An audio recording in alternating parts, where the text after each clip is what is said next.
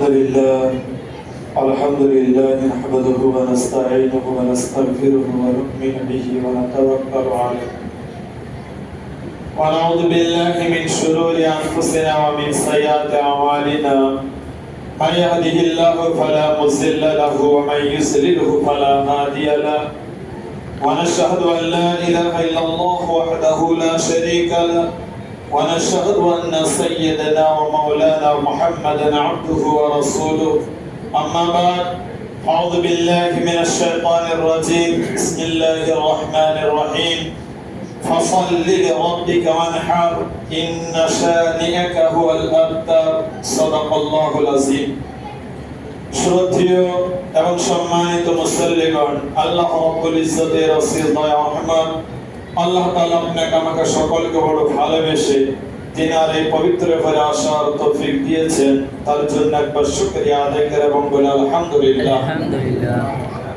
তারপরে পুরো মহামানব যিনি আমার নবী, আপনার নবী তথা সারা বিশ্বের নবী, নবী করে শিরোমণি তাজদারে মদিনা আহমদী মুজতবা মুহাম্মদ মুস্তাফা সাল্লাল্লাহু আলাইহি ওয়াসাল্লামের প্রতি লাখো কোটি দরুদ ও সালাম বর্ষিত হোক। সকল বলে আল্লাহুম্মা আমিন। কুরবানি গেল, রমজান গেল, ঈদ গেল, বকরীদ গেল, সবকিছু আমরা পার করে কয়েকদিন পর হয়তো একটা ইন্তজামের আশায় রয়েছে, আবার যে মহরম বলে আবার আছে, সেদিকে যাব না, এখন সময় রয়েছে।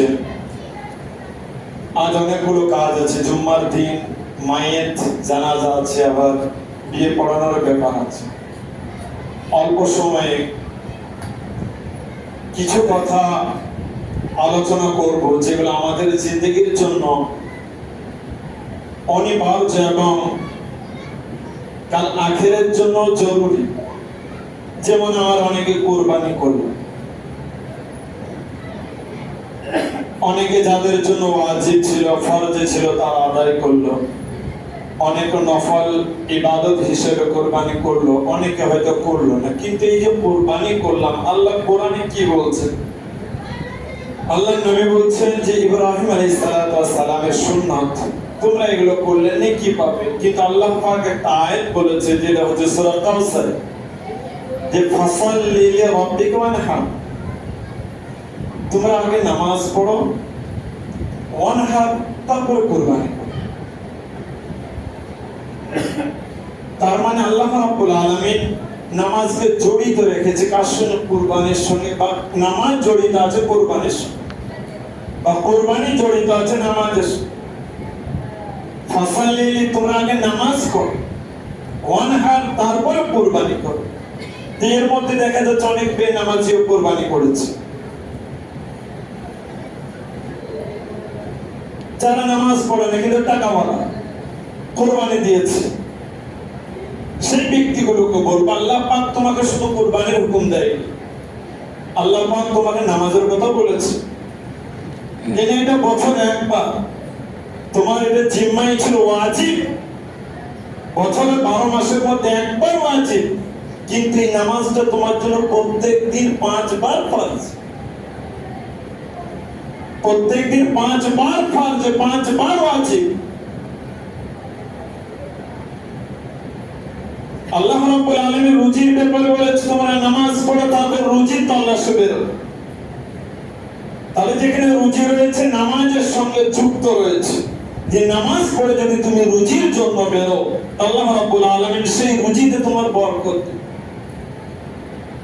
কিন্তু আমরা মনে করি নামাজ যদি পড়তে যাই, আমার দুটো প্যাসেঞ্জার চলে যাবে, আমি হয়তো এটা পাবো না, হয়তো আমার দুটো খদ্দের কমে যাবে, হয়তো আমি সময় মতো দোকানটা খুলতে পারবো না, আমরা মনে করি। কিন্তু আল্লাহ পাক বলছেন না, আগে তুমি তোমার যেটা নিজের জিম্মা, যেটা তোমার দায়িত্ব, আমি যেটা তোমাকে দায়িত্ব হিসেবে দিয়েছি আমার রাসূলের হাত দিয়ে, যে রাসূলের কথা শুনে আজ তুমি কুরবানি করছো, যে রাসূলের হাদিস শুনে আজ তুমি কুরবানি করছো, ওয়াজিব আদায় করছো, সেই রাসূলকে আমি যখন আমার কাছে আরশ আজিমে এসেছিলেন আমার হাবিব, তখন আমি তার হাত দিয়ে পাঠিয়েছিলাম যে তোমার উম্মতকে তোফা হিসেবে দিবে, এটা যেন গ্রহণ করে। রোজ 5 বার 5 ওয়াক্ত, কিন্তু তোমার আমার কোনো খবর নেই।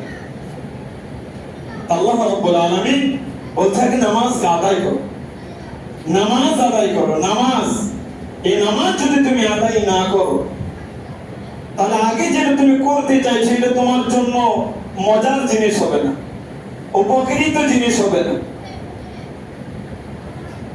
আমরা অনেকে নামাজ পড়ি না, কিন্তু কুরবানি দিয়েছি, কেউ নফল হিসেবে দিয়েছি, কিন্তু ফরজেতে ছেড়ে দিয়ে, ফরজেতে ছেড়ে দিয়ে একটা ফরজ জিনিসকে নফলের উপরে বা ফরজের উপর নফলকে চাপিয়ে দেওয়া বা তার প্রতি গ্রহণযোগ্য তাকে মনে করা, এটা হাদিস কোরআন মেনে নিতে চাই না।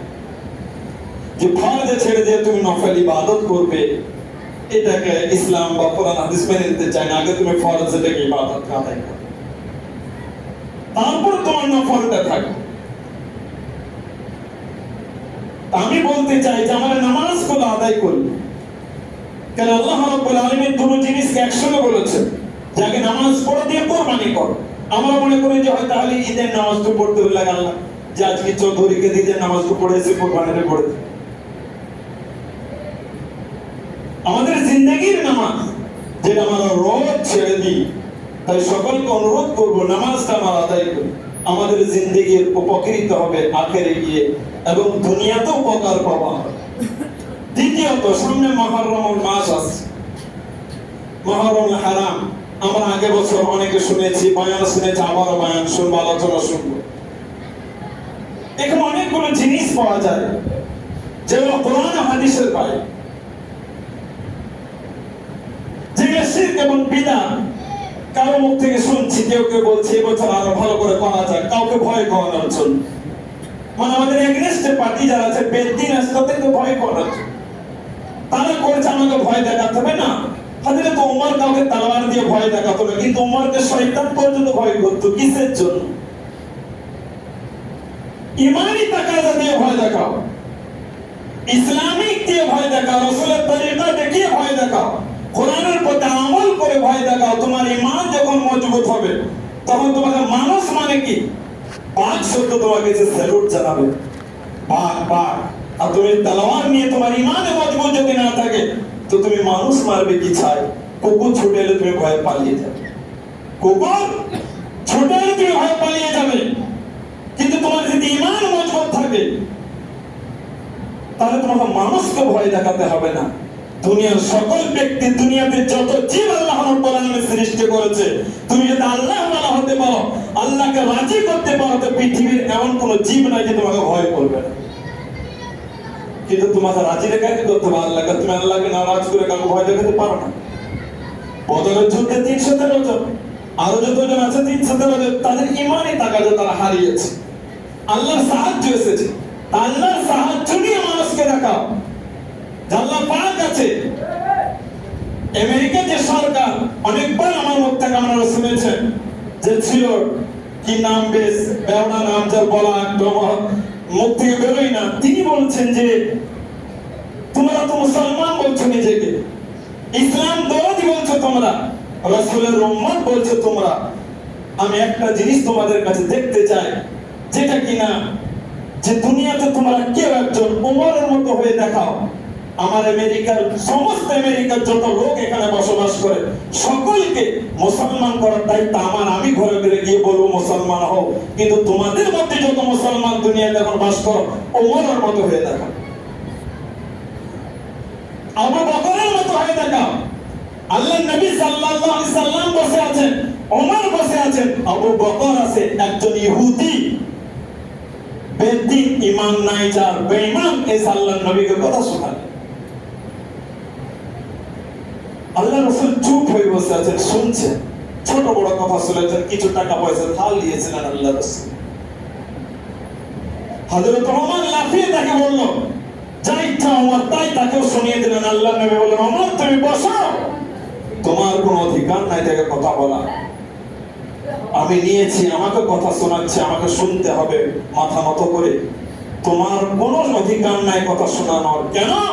তুমি যে শুধু শুধু তাকে কথা শোনালে, তার জন্য তোমাকে আপনার জরিমানা দিতে হবে।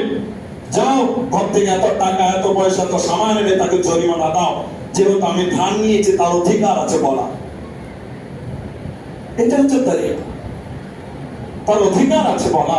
তুমি অন্যায় করবে তোমাকে বলবে, তুমি যদি মানুষের মতো মানুষ হও, দুনিয়ার তোমাকে মানুষ কেন, দুনিয়ার সব তোমাকে সালাম করবে। তো ভয় দেখানোর রাস্তা দেখিয়ে তুমি পারবে না। যেহেতু তোমাকে যদি ভয় দেখাতে হয় তো ঈমান মজবুত করা। তুমি নামাজ না পড়ে কাকে ভয় দেখাতে চাইছো?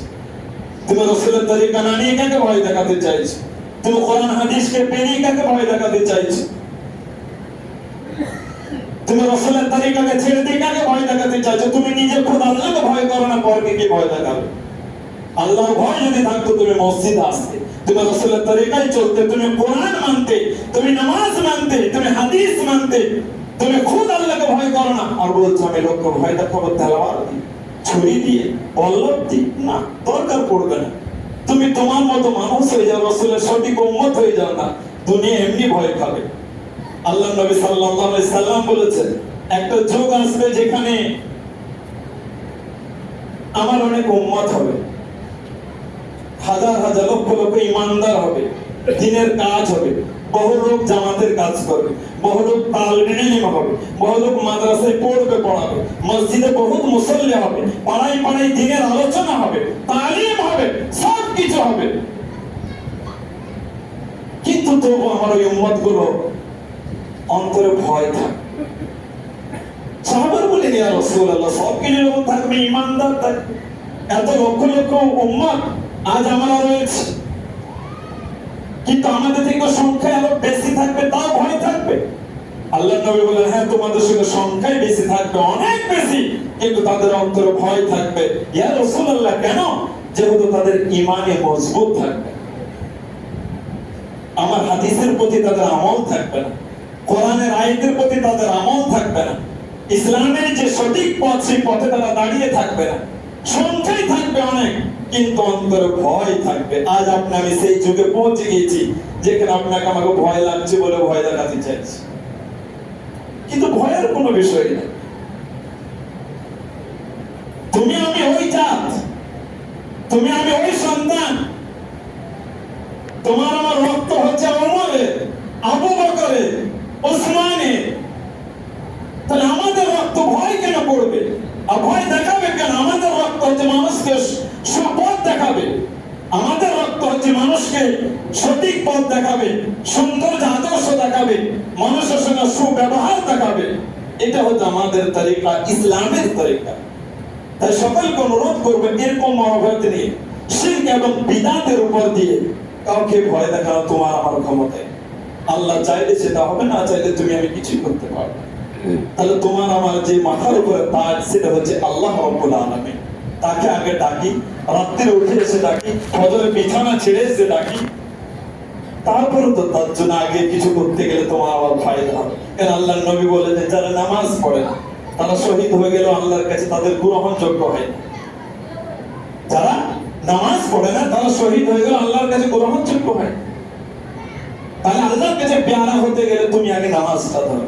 তাই আল্লাহ রাব্বুল আলামিন বলেছেন ফাসাল্লি লিরাব্বিকা ওয়ানহার, যে তোমরা নামাজ পড়ো, নামাজ আদায় করো। আমি অনুরোধ করব, সব পেরিয়ে এলাম, সব পেরিয়ে এলাম। এক মাসের রোজা ছিল, চলে গেল। একদিনের ঈদ ছিল, সেটাও চলে গেল। একদিনের কোরবানি বা 5 দিনের কোরবানি মাসের ফজিলত ছিল, সেটাও পেরিয়ে গেল। এখন 11 মাসের বা 10 মাসের জন্য রেগুলার যে নামাজ রয়েছে আপনাকে আমাকে এই নামাজের দিকে এগিয়ে আসতে হবে। সকলে এগিয়ে আসবো বলুন ইনশাআল্লাহ। আল্লাহ তাআলা আমল করার তৌফিক দান করুন।